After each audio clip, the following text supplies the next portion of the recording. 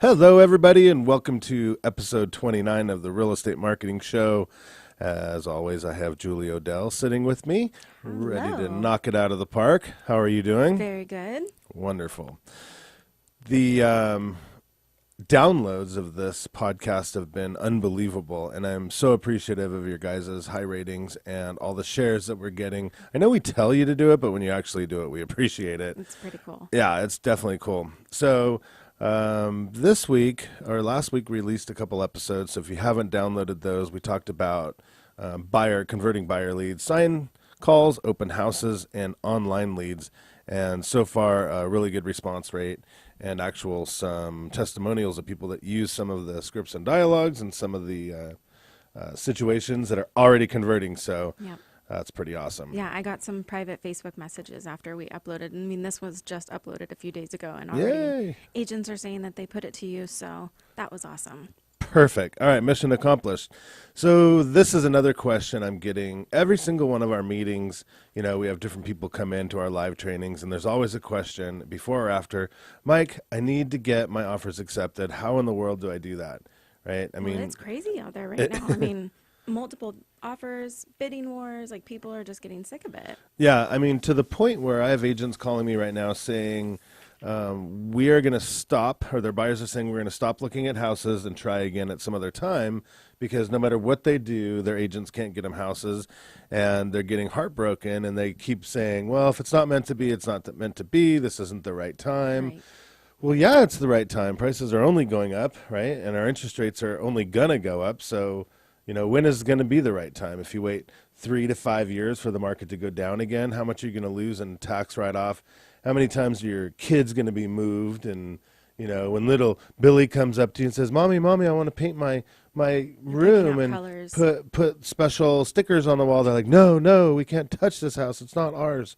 I mean, how does that feel for a family? So home ownership in the USA is the most important thing. And, you know, agents, you got to remind your clients of that.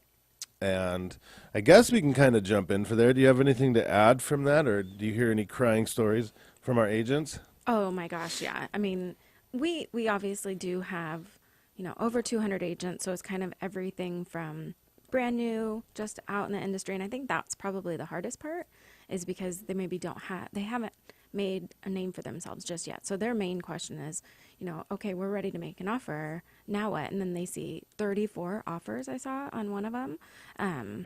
Yeah. How do they, separate themselves from all of those Yeah. and still keep their client in the game and still keep them motivated? And because some of these people, they've been looking for almost a year, right? Yeah, more. It totally depends, obviously, but God, forever it seems like. So one of the things I wanted to point out, if you guys ever do go to our HomeSmart NCG YouTube channel, you could watch these on there. But you're going to see, if you do watch this, the slides that we're using today say Club Wealth on them. So you know, obviously, many of you know our relationship with Michael Hellickson and Club Wealth Coaching. I am a contributor and one of the coaches. And last year, I was lucky enough to go to the Business Mastermind in November in Anaheim. And these are the exact slides that I wrote for that. And I'm just going to use them again today because it's in such big demand. So instead of rewriting a whole presentation, we're just going to use the Club Wealth slides that we used last year. And make sure you go sign up for the BSM Mastermind in Anaheim again this year. It's going to be That's twice gonna as be many awesome. people. I mean, the things that we're putting together for that event are just going to be mind-blowing. And boy, this presentation worked last year, and it's going to work again for this year. And so agents, make sure you're taking good notes. So let's jump into this. So this is called Writing the Offer, Negotiating and Setting Buyers' Expectations. And this was about a hour and a half long class I did, so we'll go through it a little faster. But obviously it all comes with the writing a strong offer. We'll get into setting a little bit of buyers' expectations later, but we start right off by, your buyer says, Julie, I want to buy this house. It's the perfect house for me. And you say, okay, well, I'm going to call the listing agent. And you call and they say, oh, well, we have 10 different offers on the property. And most of the times when they take that phone call, is it just kind of, I almost feel like it's like worse than a rejection call. Like it's like pound sand, basically. If they even answer the If they phone, even yeah. answer. And, I'll always say, this is where it's so important, agents, that you continuously kiss ass to every agent, no matter how much you hate them or love them or in between. These people are going to be your savior someday. Right now, when you're all high and mighty with 10 offers on all your listings, you think you're that, but you're not. Right? We're going to need these people. If you're doing the right marketing on the listings you have, you're going to turn those around to buyer leads. And the person you didn't call back yesterday It's going to be the one. is the person you Every need to kiss time. butt The to real today. estate gods say that's a rule, right? Yeah, the real estate karma god says always call people back, right? So I always call the listing agent and I say, hey, Julie, it's Mike Bjorkman at HomeSmart. How are you? Got an offer on your property today. I want to do anything and everything in our power to make this the smoothest transaction ever. I want to tell you right now, the buyer has not wrote multiple offers on many properties like you're seeing in this market. You know, what would you like us to see to make this go through? I would love to have these people cross-qualify or double app with your lender of choice so you feel totally comfortable and confident. You know, and that's a really good start for me because I'm going to put that in the counter offer anyways, whether they like it or not. So they say, wow, this person must be pretty confident to just throw out their loan package. And that's a big deal. I like to personally hand deliver offers. In this technology age we live in, you know, it started out, I don't know what, you know what happened? What screwed up our market was fax machines. I know you're not old enough to understand that.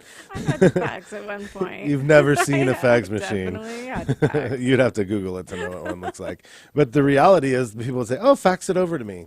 And then it turned into email it over to me, DocuSign this to me and that to me.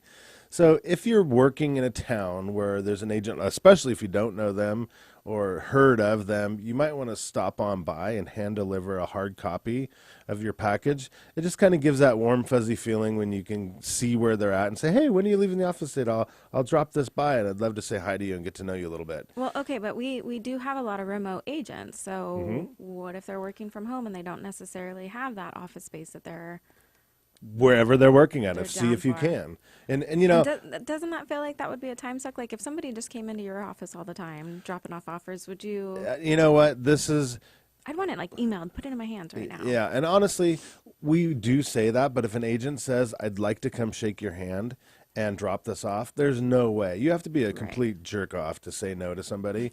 I think it's important to, you know, use old school family values in our business. Yes, I would like it emailed. And, you know, me, I have a team that goes through my offers for me.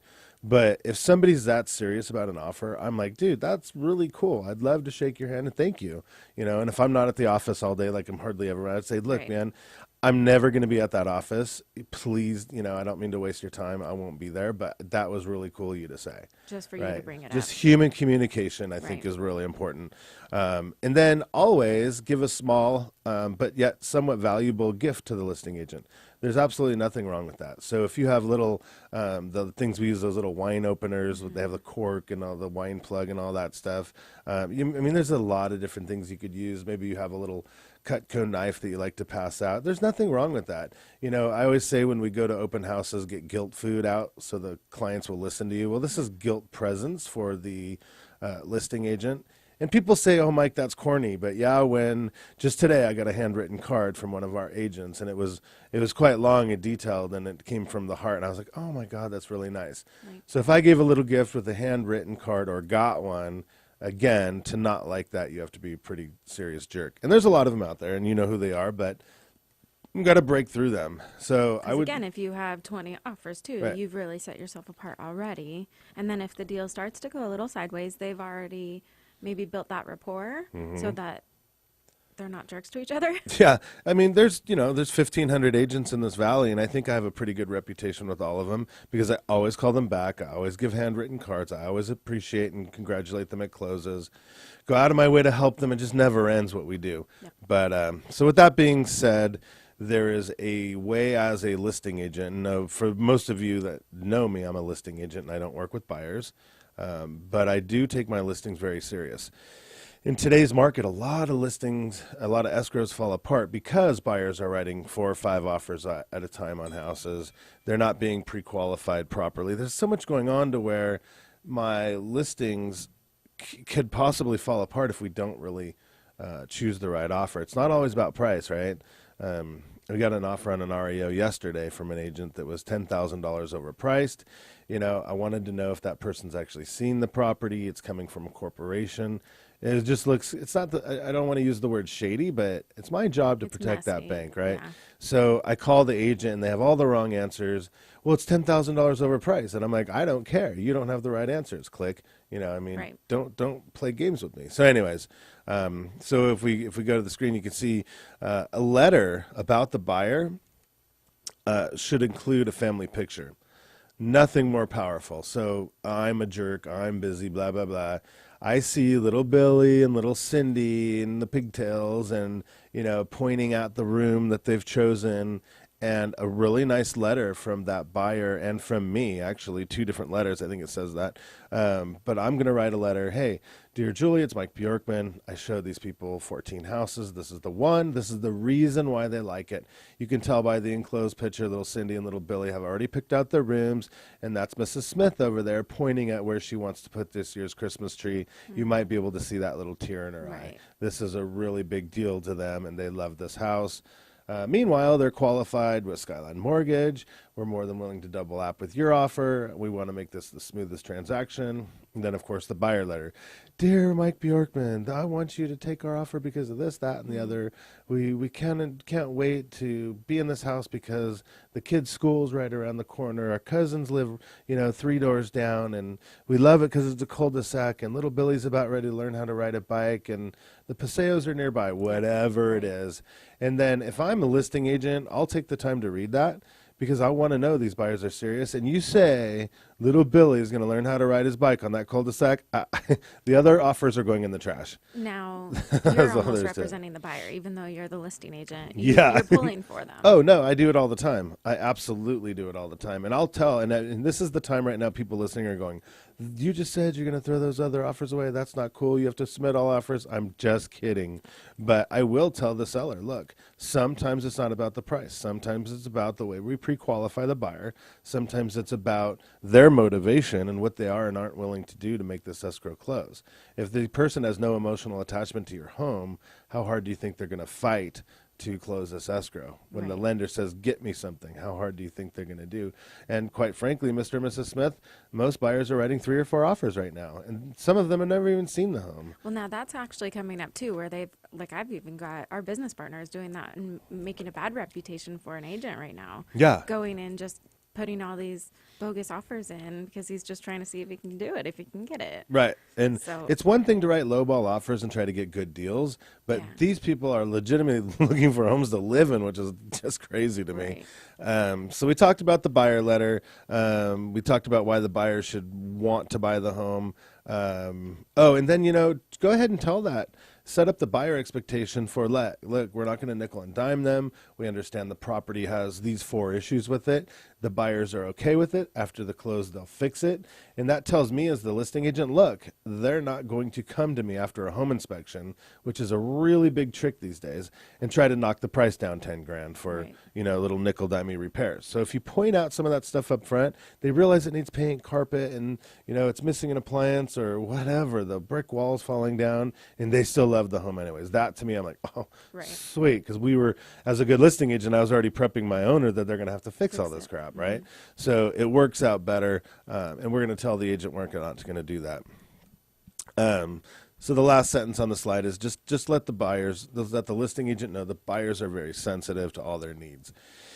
When you tell somebody that, it's like, oh God, what a breath of fresh air. And hopefully it's an agent you've already worked with or dealt with. It just makes it that much stronger because a lot of times we already know know their reputation, their Right. persona. Minimize contingencies, right? So, when you bought your house on Cross Street, you had all these contingencies. You had physical inspection, termite, your loan, all these different ways. And we probably had the conversation back there. Well, if you don't like this, we could just back out, right?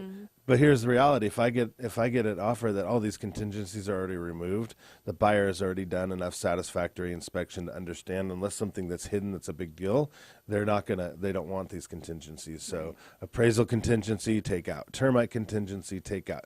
As many contingencies as the buyer can stomach, take it out. Because if there's 10 other offers, that could be a big difference. So are you seeing right now that you said minimize, but aren't there specific ones that you even as a listing agent, you wouldn't expect those to be gone? Right. No, depending on how much money they're putting down, if they're putting 50% or over down and they remove the loan contingency, I want to see that. If they're FHA, obviously the loan contingency is going to remain in effect. Any The safety. inspection, all that stuff. Yeah. Well, like I said, if we could remove and minimize as many as possible, because there's a lot. If you look, it's the big ones are the loan, the contingency, the appraisal, those types of things. But If now we could- people aren't even accepting offers if they have another house to sell, right? I mean, Correct. And Yeah. that's the biggest And one. that Like, would be does that narrow down the offers okay. pretty quickly? I'm glad you just said that because I did get a transaction the other day from people that do need to sell a home before they qualify for the second one. And with inventory so low right now, the idea is that can happen. Right. They're That- not a bad buyer just No. because they have another house to sell. If anything, No. don't they have more money? They do, and we know their house is probably going to sell quick, so it's not that big of a deal. But this buyer wanted to minimize contingencies so bad, they went out and got pre-approved for a bridge loan to where they didn't need to sell that home, and I had lender proof that they could just pull the money out of their home in 15 days to close the escrow. Wow. So that is what I call minimizing contingencies. So I called their lender up, and he's like, yeah, I'm ready to go. I can pull money out on a bridge loan through private financing or bank financing right now. I said, pfft. All right. I came along with the letter and the pictures. I'm like, that's how you do an offer. Right. So we talk about pre-approval subject to appraisal and clear title only, earnest money deposits. So one of the big trends in California, Southern California especially, the buyers are saying, well, I know I can get out for any reason, so why don't I just put $1,000 down? And then listing agents are telling their sellers, well, let's not really pay attention to the deposit because the buyers can back out. My It's thing that I always 17 say. days or something. Yeah, within 17 days for any reason. So if you don't like the sun shining in the bathroom window They're out. at 9:30, you can back out. Right. So for years, people have been talking about deposits don't matter. I still like to think they do because I can have the talk with the buyer. Hey, Mr. and Mrs. Jones, if you're going to write an offer on Mr. and Mrs. Smith's house, they see that you're willing to put 3 to 5% down, which is a healthy deposit. It's just another one of those steps in your ladder that prove that you mean business, that you Right. have the money liquid, and at some point you could be risking that deposit. So they're just saying, well, let's put our money where our mouth is. Right. And the higher the deposit, the more it means to me, and the more it's going to mean to that seller. So what typically? I mean, you are expecting 3 to 5%. If they're putting 10, 20% down, yeah, put 5% down. Absolutely, put 20% down. The higher, the better. It just shows I'm willing to gamble. Okay. I'm already pre-approved. I'm not worried about a loan, or I have cash, or I'm not worried about the condition of the property. Look, I'm willing to play the game. Okay. So I like that. Making the deposit non-refundable. I've seen that a lot lately, which is crazy, but these buyers are understanding they want that house that bad. So they're saying upon opening escrow within 24 hours, 5% deposit to be released to seller non-refundable with no contingency. Oh yeah, you're accepting this offer. Yeah, right? At that point, it's like Because I go to the seller, come look, on. what's the worst that can happen? We have 5%. you guys are trying to sell your home. Yeah, right? we have 50 grand non-refundable. That to me is stepping up beyond belief. Now I hear agents all the time cry and say, Mike, that is the stupidest thing you could do if you're representing your buyer. No, that's the smartest thing to do. Absolutely smartest thing to do. Of course, you're going to want to do as much pre-inspection and due diligence on the property as possible. But that is a thing that will make a difference. If I see non-refundable, it's like free money if they back out. Yeah, There's and to be nothing honest wrong with that. you, when we found our house, I mean, I felt that way. I didn't want any other offers to be even considered, looked at. I remember. I felt enough to that point where it was like, we'll do anything. What do we need to do? Yeah, we already know we're going to put this money here and there. So then you get it. And I don't think that's a huge conversation actually with the buyer, unless they are serious. Right. In some states, still as is a big deal in the offers. Southern California, there's really no such thing as is because the buyer has the right to do any and all inspections and then ask for repairs. So I get as is offers all the time, and then they still ask for repairs, especially on the REO. It drives me insane. But writing it in and then other parts of the country is still really, really important. especially when you point out the things in the initial letter saying we understand that the water heater is not to code. We've already seen it needs new paint and carpet, and we understand the roof probably has 0 life expectancy left after last winter, whatever that might be, and yet we're still willing to say we're taking it as is. So me, as a listing agent, the script would go with the seller. Look, Mr. and Mrs. Smith, this is a real serious buyer. They've pointed out very expensive items that you and I have already talked about, and this could be, $5, $10, $15,000 difference if we accept a different buyer. Right. If we have 2 full price offers and this one is saying that they're going to take it as is with this damage, that could be the difference of 15 grand compared to the other offer. Because many agents are just going to try to tie up your home and beat you up after the inspection later. Right. It's just such a big trick right now. Wait till day 21 and then say, oh, by the way, I want $10,000 carpet allowance. And that's how the listing agents or buyer agents are trying to talk them into writing full price offers so they at least tie up the property. And it goes like this. Mr. and Mrs. Smith, let's write the offer above full price. I guarantee you, once we go through an inspection and go down to the very end of the wire, the sellers will be so ready to move that anything we ask for, they'll give us. Right. And there's unethical agents actually educating their buyers that way right now. Well, that's actually what I was going to say is I feel like that's a tool that the agents are using to close. Yeah, absolutely. Not necessarily. We just had an REO the other day where the buyer goes to me, he goes, look, I'm a very educated investor. I do this all the time. I knew the bank would come down 20, 30 grand just because of blank. And I'm like, you're out of your mind. Read your contract. We're keeping your deposit. And he's like, oh no, I'm going to sue you and everybody else I know. And I'm like, dude, look, first of all, you're unethical. Second of all, I'll do whatever it takes to make sure the bank keeps your deposit. You can't do that. You can't just say, oh, I'm going to not close and make up stupid stuff. So we can bring our contingencies down. Write an as-is clause in the offer, or some call it pass or fail within 48 hours. So basically, let's have some contingencies. So look, if you accept my offer on Wednesday, I'll have all my inspections done by Friday, and I'll say pass or fail and walk away. That's kind of a cool thing. And an escalation clause. So we have to go slow with this. I always talk about this and get a lot of questions and calls, emails, texts, blah, blah, blah. So an escalation clause, for me, what we write is, buyer has the right to pay $1,000 over the highest offer not to exceed blank. I've seen you say this in class and minds are blown and everybody's like, and you say like experienced agents like, yeah. what? So, and the reason is typically they wait for an offer or a counter offer. Why? Do it right up front. So if I'm representing a seller and I see that, I'm like, dude, look, Mr. Smith, our highest offer is 420, but look, this one's 421, not to exceed 430. So you have to be careful to put that not to exceed blank in the offer because it could go to 550 and they're only qualified to 450. Right. So you got to protect them with that. And you could say that clause to remain through a counteroffer process as well. For you guys out there saying, well, what if there's highest and best? What if there's this, blah, blah, blah. But if you write it up front, it just shows strength again. So I'll say that again. Buyer reserves the right to pay $1,000 or whatever you're comfortable with higher than the highest offer not to exceed blank. I think we get it, but if we need to draw it out, if you have a $100,000 listing, you get offers at 103, 105, 108. Your buyer now has the right to pay 109. And if one of those offers happen to go to 125 and you put not to exceed 110, the buyer's out of it. So again, all your other contingencies remain in effect, so you're okay. Copy of a buyer's credit report. When I'm a listing agent, I always want to see that. I know any Joe Schmo can get a loan with a 750 FICO score. It's almost impossible to get turned down unless you don't qualify, your debt to income ratio. But there's so many people that give me offers, and it's okay. We do it with our buyers too to try to slide one through.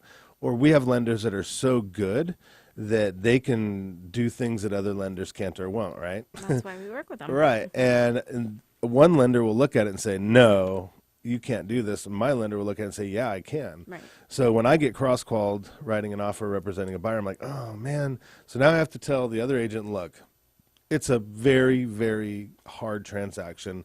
My lender's already got it pre-approved. Most lenders are going to say no. So if you really looked at their credit report and saw all this stuff on it, it's not going to look good. And I have to have those conversations. But if I have somebody willing to give me a credit report up front, 750 FICO score, clean, looking all the way, Totally awesome. Right. And here's where that one agent in the back goes, Mike, I'm not going to give you that kind of personal information, blah, blah, blah. So take your Are you Sharpie. finding that from Just, maybe the old timers? Like the yeah, ones that have been doing anybody, it? just Like anybody that's still talking about a fax? just weirdos, just stupid people. They could be new, young. They're just, they're just overthinkers, analytical. No, Gotcha. stupid. Take your Sharpie, cross out the social and any other personal information you're freaking out about. But names are kind of important. You don't want to give a credit report without the names on it, right? Julie, can I borrow your credit report to go write an offer? Okay, so we talked about that. Proof of liquid funds. Big one for me as a listing agent. A lot of people, agents, don't give that to me. And I'm like, dude, you got to give me proof of funds. And I want to know it's liquid. Sometimes we'll say they're going to borrow from a 401k. That's a red flag for me, right? I'm like, dude, okay, let's call their IRA, whatever you call it, person that says yes or no, because I have had escrows go to day 30 and they go, oh wait, they were supposed to have a 90-day notice to get that money out. Now we can't get it for 90 days. Or this is not a qualified plan where you're allowed to borrow against it. Or the buyer didn't understand what borrowed meant, where you actually had to pay it back. There's so many things that, or it's money's coming from dad's retirement account, Right. or somebody died and they're getting an inheritance, and holy crap, I've seen it all. So seeing that it's sitting in a normal liquid bank account means a lot to me. They could transfer money in and out at will. And then so many people just don't want to say where the down payment's coming from. Right. Or we had one the other day. The down payment was 150 grand cash. Coming from where? Closet money, under bed money. I'm like, dude, no, we got to get this money seasoned because they're still getting a good sized loan. Oh, no, they don't. So we had to get the lender involved. You know what I mean? So that's it.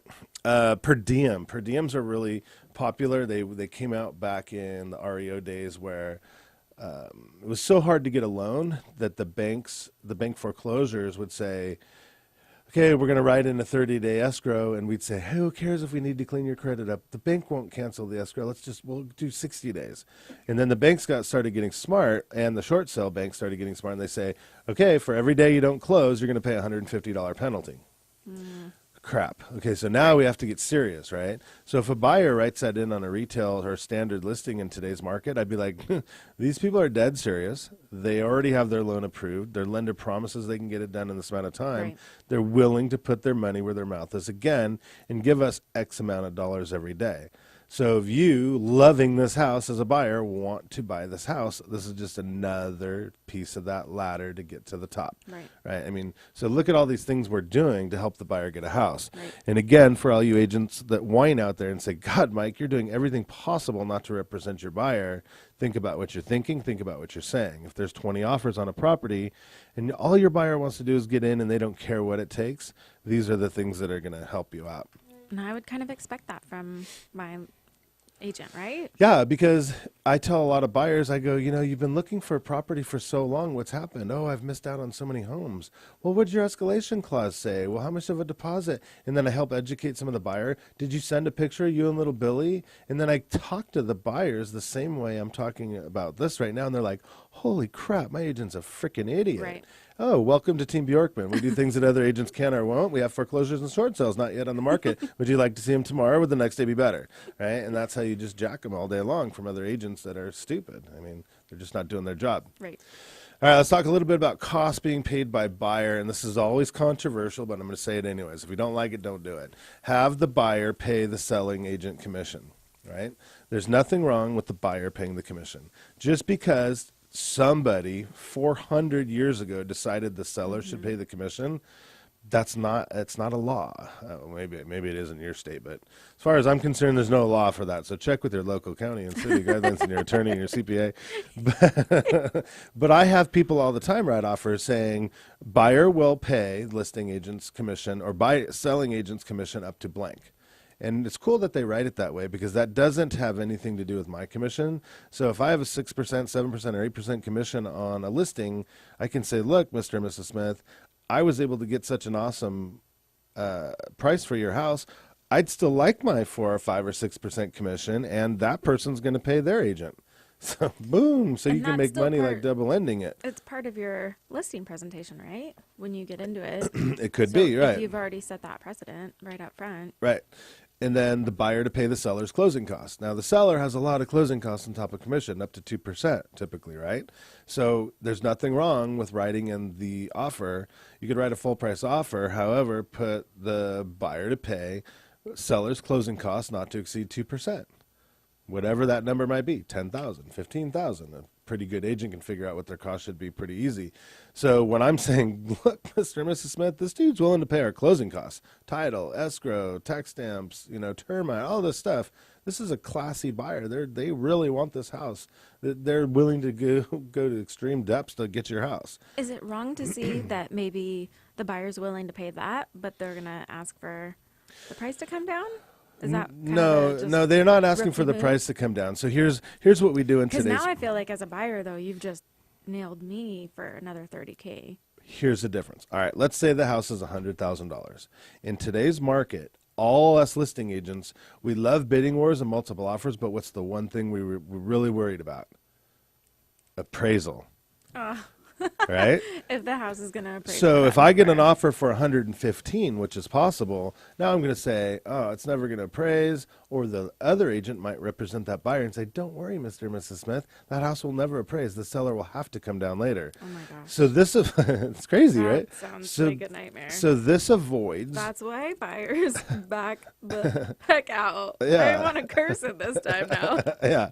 So if a buyer is paying the seller's commissions and their closing costs, that could add up to 8-9%. So now we don't have an appraisal issue, right? So now I'm comfortable and confident knowing the buyer can go into this transaction, get an appraisal, and it's no different than paying $8,000 higher. Okay. See where I'm going with that? Okay. So I'm like, dude, they have liquid cash. Here's the proof. Here's their FICO scores, and they're willing to pay. I don't have to worry about an appraiser. I mean, let's be real, though. How often are you seeing that? 1 out of 10 transactions. But they're getting the deals.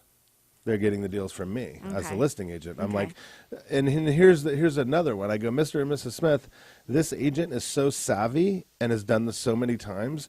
They're doing everything possible to where we know they're not trying to bend us over at the last minute. Right. Many agents will tell their buyer to go over and come down later when the appraisal doesn't come in. This agent's smart enough to know this isn't going to affect us. This agent's serious about getting this deal closed. They've educated their buyer. This is probably the best offer you could possibly dream of taking. Right. And now you've hired me to get you the highest price in the quickest amount of time. You couldn't ask for a better offer. You couldn't ask for better anything. We need to take this offer. Plus, you got a picture. Yeah, picture of little Billy and little Cindy in pigtails. There's nothing wrong. And look I got a wine basket. Right. Yeah, yeah, you got a wine basket. You're all buzzed, getting the offers accepted, right? Everyone's happy. Yeah, and then the other one that I always love is a listing agent paid bonus by the buyer.